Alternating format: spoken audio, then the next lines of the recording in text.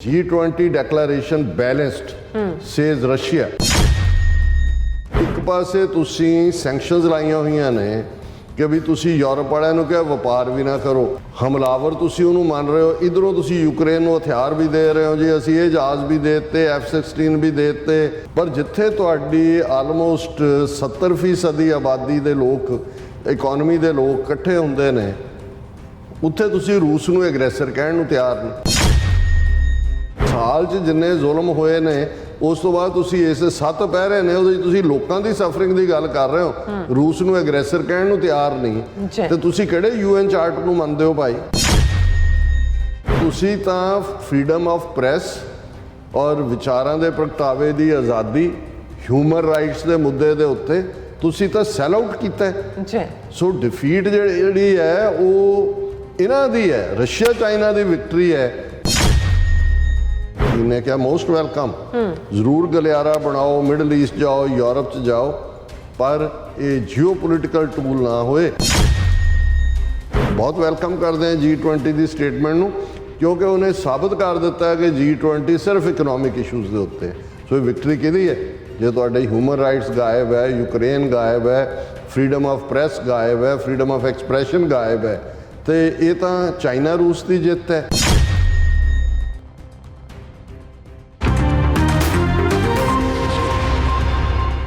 ਦਰਸ਼ਕੋ break ਤੋਂ ਬਾਅਦ ਤੁਹਾਨੂੰ ਆਪਾਂ ਸਭ ਨੂੰ ਜੀਆਂ ਕਹਿੰਦੇ ਆ। ਸੋ ਗੱਲਬਾਤ ਕਰਨ ਜਾ ਰਹੇ ਹਾਂ ਕਿ ਨਵੀਂ ਦਿੱਲੀ ਵਿੱਚ G20 ਦਾ ਸੰਮੇਲਨ ਇੱਕ ਸਾਂਝੇ ਬਿਆਨ ਤੋਂ ਬਾਅਦ ਜਿਹੜਾ ਉਹ ਖਤਮ ਹੋਇਆ ਔਰ ਅਗਲੇ ਵਰੇ ਦੇ G20 ਸੰਮੇਲਨ ਦੀ ਜਿਹੜੀ ਪ੍ਰਧਾਨਗੀ ਹੈ ਦਾ ਹਥੌੜਾ ਉਹ ਮੋਦੀ ਨੇ ਬ੍ਰਾਜ਼ੀਲ ਦੇ ਪ੍ਰਧਾਨ ਮੰਤਰੀ ਨੂੰ ਫੜਾਇਆ ਔਰ ਭਾਰਤੀ ਮੀਡੀਆ ਵੱਲੋਂ ਚੀਕ ਕੇ ਜਿਹੜਾ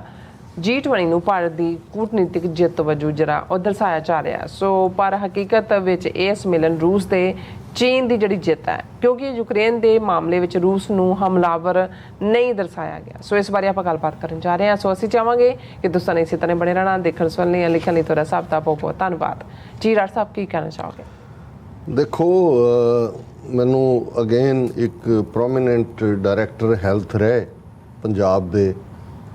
ਕਿਸੇ ਜ਼ਮਾਨੇ 'ਚੋਂ ਕੁੱਲੂ ਜ਼ਿਲ੍ਹੇ ਦੇ ਜਿਹੜੇ ਨੇ ਉਹ ਸਿਵਲ ਸਰਜਨ ਵੀ ਸੀ ਬਿਫੋਰ ਡਾਇਰੈਕਟਰ ਬਣਿਆ, ਅਤੇ ਉਹਨਾਂ ਨੇ ਇੱਕ ਕਹਾਣੀ ਸੁਣਾਈ। ਉਹ ਮੈਨੂੰ ਕਹਿੰਦੇ ਕਿ ਵੀ ਇਹ ਕਿਸ ਕਿਸਮ ਦਾ, ਜਦੋਂ ਤੁਸੀਂ ਇਹਨਾਂ ਦੇ ਨਾਲ ਡੀਲ ਕਰਦੇ ਹੋ ਤਾਂ ਇਹ ਕੀ ਕੈਟਾਗਰੀ ਹੈ, ਇਹ ਬ੍ਰਾਹਮਣਵਾਦ ਵਾਲੇ ਕਿਸ ਲੈਵਲ ਦੇ ਨੇ? ਉਹ ਕਹਿੰਦੇ ਜੀ ਕੁੱਲੂ ਤੋਂ ਜਿਹੜਾ ਉਹ ਮਨਾਲੀ ਵੀਕਐਂਡ ਸੀ, ਕਹਿੰਦੇ ਸਾਰੇ ਅਫਸਰ, ਉਹਨਾਂ ਦੀਆਂ ਜਨਾਨੀਆਂ, ਟੱਬਰ ਜਿਹੜੇ ਨੇ, ਅਸੀਂ ਸਾਰੇ ਜਾ ਰਹੇ ਸੀ ਔਰ ਉੱਥੋਂ ਹੀ ਕਹਿੰਦੇ ਕੁੱਲੂ ਤੋਂ ਅੱਗੇ ਇੱਕ ਸਟਾਪ ਦੇ ਉੱਤੇ ਬੱਸ ਰੁਕੀ ਔਰ ਇੱਕ ਪੰਡਤ ਜੀ ਚੜ੍ਹੇ ਉਸ 'ਚ, ਔਰ ਜਿਹੜੇ ਇਹ ਪਹਾੜੀ ਪੰਡਤ ਨੇ ਇਹ ਸਿਰ 'ਤੇ ਪੱਗਾਂ ਵੀ ਬੰਨ੍ਹਦੇ ਨੇ, ਮੂੰਹ ਤੱਕ ਟਿੱਕੇ ਉਹ ਪੂਰੇ ਲਾ ਕੇ, ਮੱਥਾ ਸਾਰਾ ਲਬੇੜਿਆ ਹੁੰਦਾ ਤਿਲਕਾਂ ਦੇ ਨਾਲ। ਅਤੇ ਉਹ ਕਹਿੰਦੇ ਜੀ ਔਰ ਉਹ ਪੱਤਰੀਆਂ ਵਾਲਾ ਬਾਕਸ ਵੀ ਚੁੱਕਿਆ ਹੋਇਆ ਸੀ, ਜੋਤਸ਼ੀ ਸੀ ਜ਼ਾਹਰ ਹੈ ਉਹ। ਅਤੇ ਉਹ ਬੈਠੇ ਕਹਿੰਦੇ ਆ ਕੇ, ਕਹਿੰਦੇ ਵੀ ਉਹ DC ਦੀ ਵਾਈਫ ਕੁੱਲੂ ਦੇ, ਉਹਨੇ ਕਿਹਾ ਕਿ ਪੰਡਤ ਜੀ आज यात्रा के लिए कैसा दिन है? वो कहता शुभ है, शुभ है, शुभ है। वो कहते जी भाई चलो चल पे। कहते जे 2 मोड़ अगे कट्टे तंग जिहियां सड़कां हुंदियां ने, उत्तों भी बस आ रही सी, कहते भी इन्हें ब्रेक मारी ड्राइवर ने, कहते कि भी वो जोर दी वजी, रुकता गई, ਉਹਦੇ ਨਾਲ टक्कर तो हल्की जी हुई, पर कहते भी कोई किसी का मत्था वज्जिया डंडे नाल, किसी का दूजा पंडित दी भी पग जाके किते डिगी मत्थे ते, ये वो दूजा कहते घंटा रुके, सारे संभले, ਉਹ ਫਸਟ ਜਿਹੜੀ ਏਡ ਹੈ ਉਹ ਦਿੱਤੀ। ਤੇ ਕਹਿੰਦੇ ਵੀ ਉਹ ਬੜੀ ਸਤੀ ਹੋਈ ਕਹਿੰਦੀ ਹੈ ਕਿ ਪੰਡਤ ਜੀ ਆਪ तो कहते थे यात्रा के लिए शुभ दिन है, तो ਕਹਿੰਦਾ ਤभी तो बच गए, ਤभी तो बच गए। ਹਾਂ, ਸ਼ੁਭ ਹੈ ਨੇ, ਮਰ ਜਾਣਾ ਸੀ। ਹੁਣ ਤੁਸੀਂ ਜਦੋਂ ਇਹਨਾਂ ਦੇ ਨਾਲ ਡੀਲ, ਹੁਣ ਤੁਸੀਂ G20 ਦੀ ਕਵਰੇਜ ਮੈਂ ਤਾਂ ਦੇਖ ਰਿਹਾ ਵੀ ਈਵਨ ਜਿਹੜੇ ਕ੍ਰਿਟਿਕ ਵੀ ਯੂਟਿਊਬਰ ਸੀ ਇਹਨਾਂ ਦੇ, ਉਹ ਵੀ ਗੁਣ ਗਾਇਨ ਕਰ ਰਹੇ ਨੇ ਜੀ ਕਿ ਵੀ ਚਲੋ ਭਾਵੇਂ ਖਰਚਾ, ਜਿਵੇਂ ਕਾਂਗਰਸ ਨੇ ਕਿਹਾ ਜੀ ਇਹਨਾਂ ਨੇ ਤਾਂ 860 ਕਰੋੜ ਖਰਚਾ ਕਰਨਾ ਸੀ, 1600 ਕਰੋੜ ਕਰਤਾ, ਵਾਹ ਵਾਹੀ ਕਰਤੀ, ਪੋਸਟਰ ਆਪਣੇ ਲਾਏ, ਫਲਾਣਾ ਹੋਇਆ, ਟਿਮਕਾ ਹੋਇਆ। ਲੇਕਿਨ ਇੱਕ ਗੱਲ ਆਲਮੋਸਟ ਸਾਰੇ ਹੀ ਉਹਨਾਂ ਦੇ ਜਿਹੜੇ ਵਿਰੋਧ 'ਚ ਵੀ ਸੀ, ਉਹ ਕਹਿ ਰਹੇ ਨੇ ਜੀ ਮੋਦੀ ਦੀ ਜਾਂ ਇੰਡੀਆ ਦੀ ਡਿਪਲੋਮੈਟਿਕ ਵਿਕਟਰੀ ਹੋਈ ਹੈ ਔਰ ਡਿਪਲੋਮੈਟਿਕ ਕੂਟਨੀਤਿਕ ਜਿੱਤ। ਔਰ ਡਿਪਲੋਮੈਟਿਕ ਵਿਕਟਰੀ ਇਹ ਹੈ ਕਿ ਜੀ ਜਿਹੜਾ ਪਹਿਲਾਂ ਇਹ ਅੰਦਾਜ਼ਾ ਲਾਇਆ ਜਾ ਰਿਹਾ ਸੀ ਕਿ ਵੀ ਕੋਈ ਵੀ ਫਾਈਨਲ ਸਟੇਟਮੈਂਟ ਜਿਹਦੇ ਤੇ G20 ਸਾਰੇ ਮੁਲਕਾਂ ਦੇ ਨੁਮਾਇੰਦੇ ਸਹਿਮਤ ਹੋਣਗੇ, ਉਹ ਸਟੇਟਮੈਂਟ ਜਾਰੀ ਨਹੀਂ ਹੋ ਸਕੇਗੀ, ਕਿਉਂਕਿ ਰੂਸ ਨੇ ਜਿਹੜਾ ਉਹ ਬਾਲੀ ਜਿਹਦਾ ਇੰਡੋਨੇਸ਼ੀਆ 'ਚ ਹੋਇਆ ਸੀ, ਉਹਦੇ 'ਚ ਰੂਸ ਨੂੰ ਐਗਰੈਸਰ ਦੱਸਿਆ ਸੀ ਯੂਕਰੇਨ ਦੇ ਉੱਤੇ ਹਮਲੇ ਲਈ, ਤੇ ਰੂਸ ਔਰ ਚੀਨ ਉਹਨੂੰ ਵੀਟੋ ਕਰਨਗੇ ਔਰ ਇਸ ਲਈ ਜਿਹੜੇ ਹੈ ਇਹ ਸਮਿਟ ਐਂਡ ਹੋਏਗੀ ਵਿਦਆਊਟ ਏ ਸਟੇਟਮੈਂਟ। ਜੀ। ਔਰ ਫਿਰ ਤੁਸੀਂ ਉਹਨਾਂ ਦਾ ਉਹ ਕਹਿੰਦੇ ਜੀ ਕਿਉਂਕਿ ਸਟੇਟਮੈਂਟ ਆਈ ਸਾਰਿਆਂ ਨੇ ਕੀਤਾ, ਔਰ ਇਹ ਬਹੁਤ ਵੱਡੀ ਮੋਦੀ ਦੀ ਡਿਪਲੋਮੈਟਿਕ ਜਿੱਤ ਹੈ। ਹੁਣ ਅਸੀਂ ਬਿਲਕੁਲ, ਮੈਂ ਇਹਨਾਂ ਦੇ ਇੰਟਰਨੈਸ਼ਨਲ ਮੀਡੀਆ ਨੂੰ ਹੀ ਕੋਟ ਕਰਾਂਗਾ ਇਸ ਦੇ ਉੱਤੇ, ਲੇਕਿਨ ਇੱਕ ਕਾਮਨਰ ਦੇਖਦੇ ਆ ਕਿ ਵੀ ਅਸੀਂ 18 ਮਹੀਨੇ ਪਹਿਲਾਂ ਫਰਵਰੀ ਦੇ ਵਿੱਚ ਜਿਹੜਾ ਹੈ ਉਹ ਰੂਸ ਹਮਲਾ ਕਰਦਾ ਹੈ ਯੂਕਰੇਨ ਤੇ, ਔਰ ਇੱਕ ਅੰਦਾਜ਼ੇ ਮੁਤਾਬਕ ਇਸ ਵੇਲੇ ਤੱਕ 2-3 ਲੱਖ ਦੇ ਕਰੀਬ ਸੋਲਜਰ ਦੋਵੇਂ ਪਾਸਿਓਂ, ਯੂਕਰੇਨ ਦੇ 1 ਲੱਖ ਦੇ ਨੇੜੇ, ਉਸ ਤੋਂ ਡਿਓੜੇ ਰਸ਼ੀਆ ਦੇ ਵਿੱਚ ਉਹ ਮਰ ਚੁੱਕੇ ਨੇ ਜਾਂ ਜ਼ਖਮੀ ਨੇ। ਕੈਜੂਅਲਟੀ ਲਫ਼ਜ਼ ਦੋਨਾਂ ਲਈ ਕਾਮਨਲੀ ਯੂਜ਼ ਹੁੰਦਾ। ਹੁਣ ਜਦੋਂ ਫਰਵਰੀ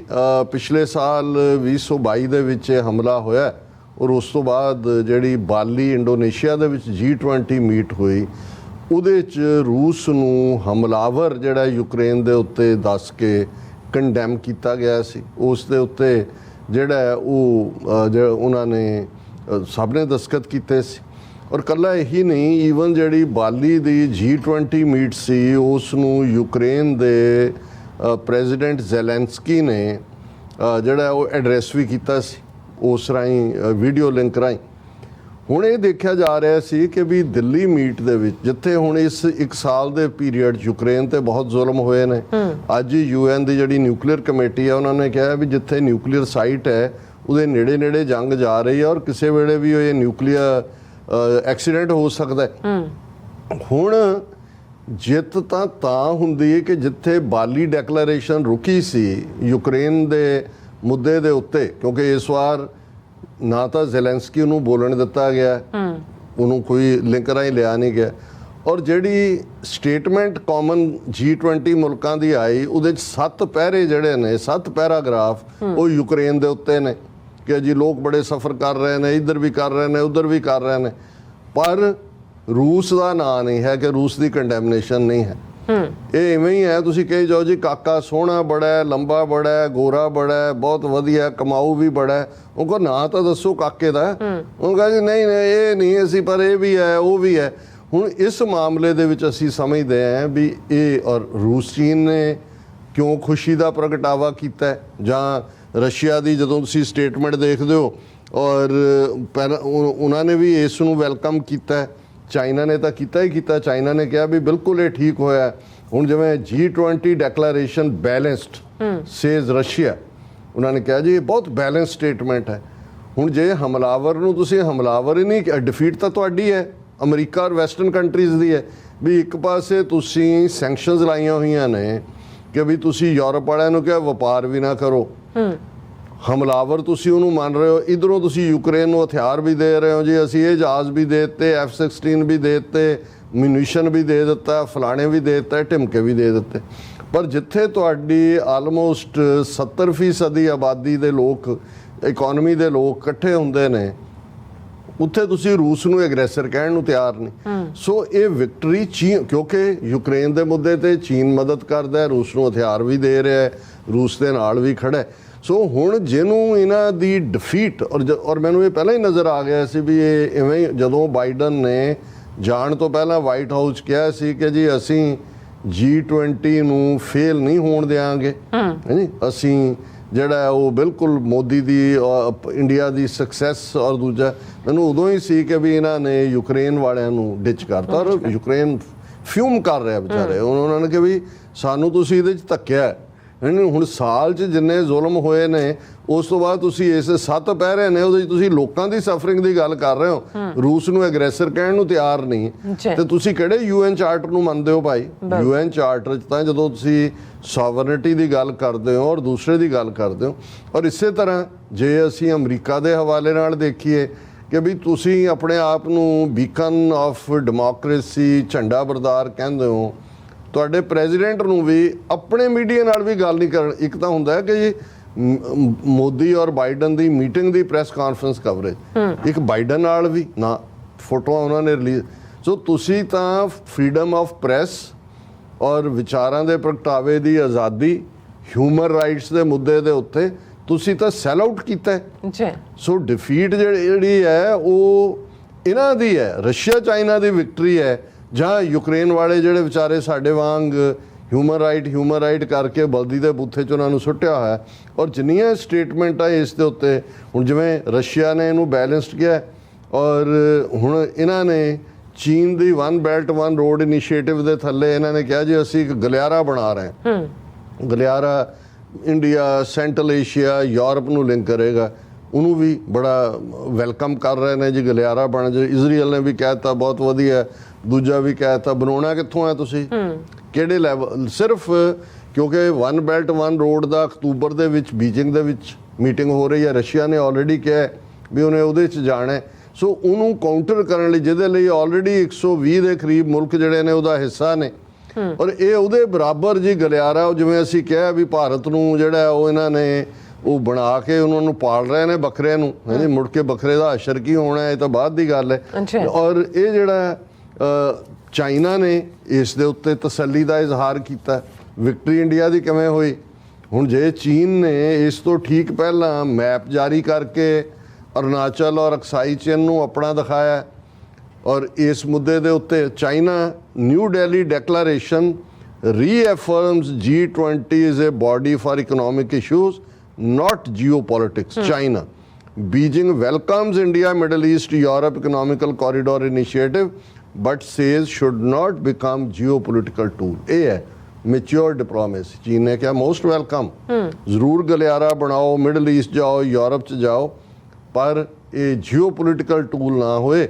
ਲੇਕਿਨ ਨਾਲ ਹੀ ਉਹਨਾਂ ਨੇ ਕਿਹਾ ਜੀ ਅਸੀਂ ਬਹੁਤ ਵੈਲਕਮ ਕਰਦੇ ਹਾਂ G20 ਦੀ ਸਟੇਟਮੈਂਟ ਨੂੰ, ਕਿਉਂਕਿ ਉਹਨੇ ਸਾਬਤ ਕਰ ਦਿੱਤਾ ਹੈ ਕਿ G20 ਸਿਰਫ ਇਕਨੋਮਿਕ ਇਸ਼ੂਜ਼ ਦੇ ਉੱਤੇ। ਸੋ ਇਹ ਵਿਕਟਰੀ ਕਿਹਦੀ ਹੈ? ਜੇ ਤੁਹਾਡੇ ਹਿਊਮਨ ਰਾਈਟਸ ਗਾਇਬ ਹੈ, ਯੂਕਰੇਨ ਗਾਇਬ ਹੈ, ਫਰੀडम ਆਫ ਪ੍ਰੈਸ ਗਾਇਬ ਹੈ, ਫਰੀडम ਆਫ ਐਕਸਪ੍ਰੈਸ਼ਨ ਗਾਇਬ ਹੈ, ਤੇ ਇਹ ਤਾਂ ਚਾਈਨਾ ਰੂਸ ਦੀ ਜਿੱਤ ਹੈ ਜਿਹੜੀ ਉਹਨਾਂ ਨੇ ਐਕਸਪ੍ਰੈਸ ਵੀ ਕੀਤੀ। ਹੁਣ ਈਵਨ ਇਸ ਗੱਲ ਨੂੰ ਡੱਚ ਪ੍ਰਾਈਮ ਮਿਨਿਸਟਰ ਹਾਲੈਂਡ ਉਹ ਵੀ ਕਹਿ ਰਿਹਾ G20 ਨਿਊ ਦਿੱਲੀ ਡੈਕਲੇਰੇਸ਼ਨ ਹੈ ਕੰਪਰੋਮਾਈਜ਼, ਕਿ ਕੰਪਰੋਮਾਈਜ਼ ਹੈ, ਪਰ also stresses on need to elevate India Netherland relationship to more strategic this. ਹੁਣ ਇੱਕ ਪਾਸੇ ਇਹ ਹੈ, ਹੁਣ ਬਾਈਡਨ ਨੂੰ ਵੀ ਪਤਾ ਹੈ ਕਿ ਵੀ ਇਹ ਜਿਹੜਾ ਇੰਡੀਆ ਵੱਲ ਟਿਲਟ ਜਾਂ ਉਹਨਾਂ ਨੂੰ out of the way Ukraine minus ਕਰਕੇ ਉਹਨਾਂ ਨੂੰ so called diplomatic victory handle ਕਰਵਾਈ ਹੈ। ਹੁਣ ਦੂਜੇ ਪਾਸੇ ਵਿਤਨਾਮ 'ਚ ਖਲੋ ਕੇ ਕੀ ਕਹਿ ਰਿਹਾ? Biden says he assured she Quad was not about isolating China. US President say he doesn't think China's economic woes would lead to the invasion of Taiwan. ਉਹਨੇ ਕਿਹਾ ਜੀ ਨਾ ਅਸੀਂ ਜਿਹੜੀ ਚੀਨ ਨੂੰ ਐਸ਼ੋਰ ਕਰ ਰਹੇ ਕਿ ਅਸੀਂ ਜਿਹੜਾ ਇਹ ਕਰ ਰਹੇ ਹਾਂ ਇਹਦੇ 'ਚ ਅਸੀਂ ਕੋਈ ਕੁਆਡ ਜਿਹੜਾ ਉਹ ਚੀਨ ਦੇ ਅਗੇਂਸਟ ਸਾਡਾ ਕੋਈ ਪਾਰਟ ਨਹੀਂ ਹੈ। ਫਿਰ ਜਿਹੜਾ ਵਿਤਨਾਮ 'ਚ ਪ੍ਰੈਸ ਕਾਨਫਰੰਸ ਕਹਿ ਰਿਹਾ US outreach to Vietnam is about providing global stability, not containing China. Biden ਹੁਣ ਨਿਊਜ਼ ਕਾਨਫਰੰਸ 'ਚ ਵਿਤਨਾਮ 'ਚ ਖਲੋ ਕੇ ਬਾਈਡਨ ਕਹਿ ਰਹੇ ਜੀ ਜਿਹੜੀ ਅਸੀਂ ਆਊਟਰੀਚ ਕੀਤੀ ਵਿਤਨਾਮ ਨੂੰ, ਇਹ ਚਾਈਨਾ ਨੂੰ ਕਾਰਨਰ ਕਰਨ ਲਈ ਨਹੀਂ ਹੈ, ਅਸੀਂ ਤਾਂ ਗਲੋਬਲ ਸਟੇਬਿਲਿਟੀ ਔਰ ਦੂਸਰੇ 'ਚ ਯਕੀਨ ਰੱਖਦੇ ਹਾਂ। ਔਰ ਇਹ ਸਾਰੇ ਦੇ ਚੱਲਦੇ ਆ ਜਿੰਨੇ ਕੁ ਵੀ ਮੈਂ ਇੰਟਰਨੈਸ਼ਨਲੀ ਜਿਹੜੇ ਨੇ ਨਿਊਜ਼ਪੇਪਰਸਾਂ ਦੇਖੇ ਨੇ, ਉਸ ਦੇ ਵਿੱਚ ਸਭ ਤੋਂ ਪਹਿਲਾਂ ਜੇ ਅਸੀਂ ਇਸ ਦਾ ਜ਼ਿਕਰ ਕਰੀਏ ਕਿ ਫਰੀडम ਆਫ ਪ੍ਰੈਸ ਦੀ ਗੱਲ ਜਿਹੜਾ ਉਹ ਸਾਰਿਆਂ ਅਮਰੀਕੀ ਨਿਊਜ਼ ਏਜੰਸੀ NBC ਉਹਨੇ ਕਿਹਾ ਕਿ ਠੀਕ ਹੈ ਭਾਰਤ ਨੇ ਇਸ 'ਚੋਂ ਕਾਫੀ ਪੋਲੀਟੀਕਲ ਮਾਈਲੇਜ ਲੈਣ ਦੀ ਕੋਸ਼ਿਸ਼ ਕੀਤੀ ਹੈ, ਪਰ ਇਸ ਦੇ ਨਾਲ ਜਿਹੜੀ ਪ੍ਰੈਸ ਦੀ ਆਜ਼ਾਦੀ ਦੀ ਵਰੀ ਹੈ ਉਹ ਵੀ ਸਾਹਮਣੇ ਨਜ਼ਰ ਆਈ। ਔਰ ਇਸ ਦੇ ਉੱਤੇ ਉਹਨਾਂ ਦੇ NBC ਨੇ ਕਿਹਾ ਕਿ ਬਈ ਇਹ ਸਾਰੇ ਜਿਹੜੇ ਨੇ ਦੁਨੀਆ ਦੇ ਅਮੀਰ ਤੇ ਵਿਕਾਸਸ਼ੀਲ ਦੇਸ਼ ਜਿਹੜੇ ਨੇ ਉਹ ਭਾਰਤ ਵੱਲ ਉਹਨਾਂ ਦਾ ਆਰਥਿਕ ਔਰ ਦੂਜੇ ਪ੍ਰਭਾਵ ਨੂੰ ਤਾਂ ਦੇਖ ਰਹੇ ਨੇ, ਨਾਲ ਦੀ ਨਾਲ ਭਾਰਤ ਦੀ ਹਿੰਦੂ ਰਾਸ਼ਟਰਵਾਦੀ ਸਰਕਾਰ ਖਾਸ ਕਰ ਪ੍ਰੈਸ ਦੀ ਆਜ਼ਾਦੀ ਤੇ ਸਰਕਾਰ ਦੇ ਨਜ਼ਰੀਏ ਦੀ ਜਿਹੜੀ ਆਲੋਚਨਾ ਹੈ, ਕ੍ਰਿਟਿਸਿਜ਼ਮ ਹੈ, ਉਹ ਵੀ ਨਜ਼ਰ ਆਈ। ਇਹ ਅਮਰੀਕਨ ਨਿਊਜ਼ ਚੈਨਲ NBC ਹੈ। ਫਿਰ ਅਸੀਂ ਇਸ ਦੇ ਨਾਲ ਦੇਖਦੇ ਹਾਂ NBC ਨੇ ਆਪਣੀ ਰਿਪੋਰਟ ਹੀ ਇਸ ਦੇ ਲਈ ਉਹਨਾਂ ਨੇ ਪੂਰਾ ਇਹ ਕਿਹਾ ਕਿ ਵੀ ਇਹ ਜਿਹੜਾ ਭਾਰਤ ਨੂੰ ਚੀਨ ਦੇ ਖਿਲਾਫ ਐਜ਼ ਏ ਕਾਊਂਟਰ ਵੇਟ ਇਸਤੇਮਾਲ ਕਰਨ ਕਰਕੇ ਭਾਰਤ ਦੀਆਂ ਕਮਜ਼ੋਰੀਆਂ ਨੂੰ ਜਿਹੜਾ ਉਹ ਇਗਨੋਰ ਕੀਤਾ ਜਾ ਰਿਹਾ। ਔਰ ਨਾਲ ਦੀ ਨਾਲ ਉਹਨਾਂ ਨੇ ਕਿਹਾ ਜੀ ਦਿੱਲੀ 'ਚ ਅਸੀਂ ਜਦੋਂ ਦੇਖਿਆ ਕਿ ਇੰਡੀਆ ਬਾਰੇ ਪੋਸਟਰ ਲੱਗੇ ਹੋਏ ਨੇ ਮਦਰ ਆਫ ਡੈਮੋਕ੍ਰੇਸੀ, ਲੇਕਿਨ ਮਦਰ ਆਫ ਡੈਮੋਕ੍ਰੇਸੀ ਦੇ ਵਿੱਚ ਪ੍ਰੈਸ ਜਿਹੜੀ ਹੈ ਉਹਦਾ ਗਲਾ ਘੁੱਟਿਆ ਹੋਇਆ ਉਹਨਾਂ ਨੂੰ ਜਿਹੜਾ ਸੈਂਕੜਿਆਂ ਜਰਨਲਿਸਟ ਜਿਹੜੇ ਬਾਹਰਲੇ ਮੁਲਕਾਂ ਤੋਂ ਆਏ ਉਹਨਾਂ ਨੂੰ ਉਹਨਾਂ ਦੇ ਆਪਣੇ ਨੇਤਾਵਾਂ ਤੋਂ ਵੀ ਦੂਰ ਹੀ ਰੱਖਿਆ ਗਿਆ ਪ੍ਰੈਸ ਕਾਨਫਰੰਸ ਤੱਕ ਨਹੀਂ ਕਰਨ ਦਿੱਤੀ ਗਈ ਹੁਣ ਰਸ਼ੀਆ ਦੀ ਨਿਊਜ਼ ਏਜੰਸੀ ਹੈ ਤਾਸ ਹੁਣ ਤਾਸ ਨੇ ਕਿਹਾ ਵੀ ਇਹ ਜਿਹੜਾ ਸੰਮੇਲਨ ਹੈ ਇਹ ਸਭ ਦੇ ਲਈ ਬੜਾ ਕਾਮਯਾਬ ਰਿਹਾ ਕਿਉਂਕਿ ਇਹ ਮੰਨ ਲਿਆ ਇਹਨੇ ਕਿ ਕਿਸੇ ਵੀ ਸਿਚੁਏਸ਼ਨ 'ਚ ਕਿਸੇ ਇਸ਼ੂ ਬਾਰੇ ਹਰ ਇੱਕ ਦੇ ਅੱਡ-ਅੱਡ ਖਿਆਲ ਹੋ ਸਕਦੇ ਨੇ ਮਤਲਬ ਇਹ ਹੈ ਵੀ ਰਸ਼ੀਆ ਤਾਂ ਰਿਲੀਵਡ ਹੈ ਕਿ ਯੂਕਰੇਨ ਦਾ ਮੁੱਦਾ ਮੈਂਸ਼ਨ ਨਹੀਂ ਹੋਇਆ ਜਾਂ ਉਹਨੂੰ ਹਮਲਾਵਰ ਨਹੀਂ ਕਿਹਾ ਗਿਆ ਔਰ ਇਸ ਦੇ ਉੱਤੇ CNN ਨੇ ਆਪਣੀ ਰਿਪੋਰਟ 'ਚ ਕਿਹਾ ਕਿ ਵੀ ਇਹ ਅਮਰੀਕਾ ਨੇ ਹੀ ਨਰਮ ਰੁਖ ਅਪਣਾ ਲਿਆ ਕਿਉਂਕਿ ਉਹ ਭਾਰਤ ਨੂੰ ਫੇਲ ਨਹੀਂ ਸੀ ਹੋਣ ਦੇਣਾ ਚਾਹੁੰਦੇ ਔਰ ਇਹ ਉਹਨੇ CNN ਨੇ ਆਪਣੀ ਰਿਪੋਰਟ 'ਚ ਕਿਹਾ ਕਿ ਜਿਹੜਾ ਅੰਤਮ ਸਮਝੌਤਾ ਬਿਆਨ ਹੈ ਉਹ ਉਸ ਦੇ ਉੱਤੇ ਅਮਰੀਕਾ ਨੇ ਜਿਹੜਾ ਉਹ ਨਰਮ ਗੋਸ਼ਾ ਅਖਤਿਆਰ ਕੀਤਾ ਔਰ ਇਹ ਉਸ ਨਰਮ ਨੀਤੀ ਕਰਕੇ ਹੀ ਸੀ ਕਿ ਇਹ ਜਿਹੜੀ ਹੈ ਡੈਕਲੇਰੇਸ਼ਨ ਆਈ ਕਿਉਂਕਿ ਉਹਦੇ 'ਚ ਯੂਕਰੇਨ ਨੂੰ ਦੇ ਮੁੱਦੇ ਨੂੰ ਮਾਈਨਸ ਕਰਤਾ ਗਿਆ ਵਾਸ਼ਿੰਗਟਨ ਪੋਸਟ ਉਹਨਾਂ ਨੇ ਕਿਹਾ ਜੀ ਕਿ ਵੀ ਇਹ G20 ਚੋਂ ਇਹ ਨਿਕਲਦਾ ਹੈ ਕਿ ਵੀ ਜੇ ਯੂਕਰੇਨ ਦਾ ਮੈਂਸ਼ਨ ਨਹੀਂ ਹੈ ਕਿ ਰਸ਼ੀਆ ਐਗਰੈਸਰ ਹੈ ਇਹਦਾ ਮਤਲਬ ਹੈ ਕਿ ਵੀ ਭਾਰਤ ਨੇ ਉਹ ਸਾਰੇ ਨੂੰ ਮਾਈਨਸ ਕਰਾ ਦਿੱਤਾ ਜੋ ਕਿ ਬਾਲੀ ਦੀ ਡੈਕਲੇਰੇਸ਼ਨ ਸੀ ਇਹ ਰੂਸ ਔਰ ਚੀਨ ਦੀ ਜਿੱਤ ਹੈ ਬਾਕੀ ਉਹਨਾਂ ਨੇ ਕਿਹਾ ਜੀ ਅਫਰੀਕਨ ਯੂਨੀਅਨ ਦਾ ਮੈਂਬਰ ਬਣਨਾ ਇੱਕ ਚੰਗੀ ਗੱਲ ਹੈ ਹਾਲਾਂਕਿ ਅਫਰੀਕਨ ਯੂਨੀਅਨ ਨੂੰ ਐਜ਼ ਏ G20 ਮੈਂਬਰ ਲੈਣ ਦਾ ਮੂਵ ਚਾਈਨਾ ਨੇ ਸ਼ੁਰੂ ਕੀਤਾ ਪਿਛਲੇ ਸਾਲ ਕਿਉਂਕਿ ਅਫਰੀਕਨ ਯੂਨੀਅਨ ਦੇ ਵਿੱਚ ਜਿਹੜੇ ਮੈਜੋਰਿਟੀ ਅਫਰੀਕਨ ਕੰਟਰੀਜ਼ ਨੇ ਵਨ ਬੈਲਟ ਵਨ ਰੋਡ ਦਾ ਹਿੱਸਾ ਨੇ ਔਰ ਉਹ ਚਾਈਨਾ ਦੀ ਵਿਕਟਰੀ ਹੈ ਪਰ ਇਸ ਵੇਲੇ ਭਾਰਤ ਕਹਿ ਰਿਹਾ ਦੇਖੋ ਜੀ ਅਸੀਂ ਜਿਹੜਾ ਇਸ ਨੂੰ ਇਵੇਂ ਕਰ ਲਿਆ ਔਰ ਇਸੇ ਤਰ੍ਹਾਂ ਜਿਹੜਾ ਗਲੋਬਲ ਟਾਈਮਸ ਈਵਨ ਚਾਈਨਾ ਦਾ ਜਿਹੜਾ ਅਫੀਸ਼ੀਅਲ ਨਿਊਜ਼ ਪੇਪਰ ਹੈ ਉਹਨਾਂ ਨੇ ਵੀ ਇਹ ਕਿਹਾ ਕਿ ਜੀ ਇਹ ਜਿਹੜਾ ਬੜਾ ਦਿੱਲੀ 'ਚ ਜਿਹੜਾ G20 ਹੋਇਆ ਜਿਹੜਾ ਸਾਂਝਾ ਬਿਆਨ ਹੈ ਉਹ ਬਹੁਤ ਵਧੀਆ ਕਿਉਂਕਿ ਇਸ ਦੇ ਵਿੱਚ ਯੂਕਰੇਨ ਦੇ ਹਮਲੇ ਨੂੰ ਲੈ ਕੇ ਨਿਊਟਰੈਲਿਟੀ ਆ ਗਈ ਕਿਉਂਕਿ ਜਿਹੜਾ ਪਿਛਲੀਆਂ ਡੈਕਲੇਰੇਸ਼ਨਸ ਦੇ ਵੇਲੇ ਰੂਸ ਨੂੰ ਐਗਰੈਸਰ ਦੱਸਿਆ ਜਾ ਰਿਹਾ ਸੀ ਔਰ ਈਵਨ PM ਜਿਹੜਾ ਚੀਨ ਦਾ ਜਿਹਨੇ ਪਾਰਟਿਸਿਪੇਟ ਕੀਤਾ ਲੀ ਚਿਆਂਗ ਉਹਨਾਂ ਨੇ ਵੀ ਕਿਹਾ ਕਿ ਜੀ ਇਹ ਬਹੁਤ ਇਸ ਡੈਕਲੇਰੇਸ਼ਨ ਨੇ ਜਿਹੜਾ ਉਹ ਦੱਸ ਦਿੱਤਾ ਹੈ ਕਿ G20 ਬਿਲਕੁਲ ਨਿਊਟਰਲ ਹੈ ਔਰ ਇਸੇ ਤਰ੍ਹਾਂ ਬਾਕੀਆਂ ਦਾ ਵੀ ਡੌਨ ਪਾਕਿਸਤਾਨ ਦਾ ਨਿਊਜ਼ਪੇਪਰ ਹੈ ਉਹਨਾਂ ਨੇ ਕਿਹਾ ਜੀ ਵੀ ਨਾ ਉਹਦੇ 'ਚ ਯੂਕਰੇਨ ਤਾਂ ਮੈਂਸ਼ਨ ਉਹਨੂੰ ਤਾਂ ਹਮਲਾਵਰ ਕਿਹਾ ਨਹੀਂ ਰੂਸ ਨੂੰ ਈਵਨ ਮਨੀਪੁਰ ਜਾਂ ਕਸ਼ਮੀਰ ਜਦੋਂ ਕਿ ਉੱਥੇ ਬੈਠੇ ਨੇ ਉਹਦਾ ਵੀ ਕੋਈ ਜ਼ਿਕਰ ਨਹੀਂ ਹੈ ਔਰ ਜਿਵੇਂ ਮੈਂ ਕਿਹਾ ਵੀ ਤਾਸ ਨਿਊਜ਼ ਏਜੰਸੀ ਰਸ਼ੀਆ ਦੀ ਉਹਨਾਂ ਨੇ ਕਿਹਾ ਕਿ ਜੀ ਇਹ ਜਿਹੜਾ ਵੈਸਟਰਨ ਕੰਟਰੀਜ਼ ਔਰ ਅਮਰੀਕਾ ਦਾ ਰੂਸ ਨੂੰ ਅਲੱਗ-ਥਲੱਗ ਕਰਨ ਦਾ ਇਰਾਦਾ ਰਿਹਾ ਔਰ ਉਹਨਾਂ ਨੇ ਕੀਤਾ ਪਿਛਲੇ ਪੀਰੀਅਡ 'ਚ G20 ਦੀ ਸਕਸੈਸ ਇਹ ਹੈ ਕਿ ਰੂਸ ਵਾਪਸ ਆਪਣੇ ਸਟੇਟਸ ਤੇ ਆ ਗਿਆ ਉਹਨੂੰ ਅਲੱਗ-ਥਲੱਗ ਨਹੀਂ ਕਰ ਸਕੇ ਈਵਨ ਜਰਮਨ ਦਾ ਪ੍ਰੋਮੀਨੈਂਟ ਅਖਬਾਰ ਡੀਤ ਜ਼ਾਇਡ ਉਹਨੇ ਕਿਹਾ ਕਿ ਵੀ ਕੀ ਇਹ G20 ਸਫਲ ਰਿਹਾ ਉਹਨੇ ਕਿਹਾ ਜੀ ਬਿਲਕੁਲ ਇਹ ਗਲਤ ਗੱਲ ਹੈ ਕਿਉਂਕਿ ਨਾ ਤਾਂ ਇਸ ਦੇ ਵਿੱਚ ਕੋਈ ਰੂਸ ਦਾ ਕ੍ਰਿਟਿਸਿਜ਼ਮ ਹੋਇਆ ਕੋਈ ਪੈਰਾਗ੍ਰਾਫ ਹੀ ਨਹੀਂ ਹੈ ਤੇ ਉਹਨੇ ਕਿਹਾ ਜੀ ਕਿਉਂਕਿ ਰੂਸ ਦੇ ਉੱਤੇ ਬਾਲੀ ਇਹ ਉਹਨਾਂ ਦੀ ਜਰਮਨ ਅਖਬਾਰ ਦੀ ਹੈ ਕਿ ਬਾਲੀ ਡੈਕਲੇਰੇਸ਼ਨ ਰੂਸ ਦੇ ਮੂੰਹ ਤੇ ਚਪੇੜ ਸੀ ਕਿ ਉਹ ਐਗਰੈਸਰ ਹੈ ਤੇ ਜਿਹੜੀ ਦਿੱਲੀ ਡੈਕਲੇਰੇਸ਼ਨ ਹੈ ਉਹ ਰੂਸ ਦੇ ਮੂੰਹ ਤੇ ਮਲਮ ਮਲੀ ਗਈ ਹੈ ਜਿਹੜੀ ਪਹਿਲੀ ਚਪੇੜ ਦਾ ਵੀ ਅਸਰ ਹੈ ਉਹ ਵੀ ਦੂਰ ਕਰ ਦਿੱਤਾ ਗਿਆ ਹੁਣ ਪੰਡਤ ਜੀ ਜੀਤ ਗਏ ਜਾਂ ਕੀ ਹੋਇਆ ਇਹ ਸਾਡੇ ਦਰਸ਼ਕ ਹੀ ਫੈਸਲਾ ਕਰਨ ਜੀ ਰਾਸਾ ਤੁਹਾਡਾ ਬਹੁਤ ਬਹੁਤ ਧੰਨਵਾਦ ਸਾਥ ਨਾਲ ਬ੍ਰੇਕ ਫਿਊਅਰਸ ਤੁਸੀਂ ਇਸੇ ਤਰ੍ਹਾਂ ਬਣੇ ਰਹਿਣਾ ਮਿਲਦੇ ਆ ਛੋਟੇ ਜਿਹੇ ਵਕਫੇ ਤੋਂ ਬਾਅਦ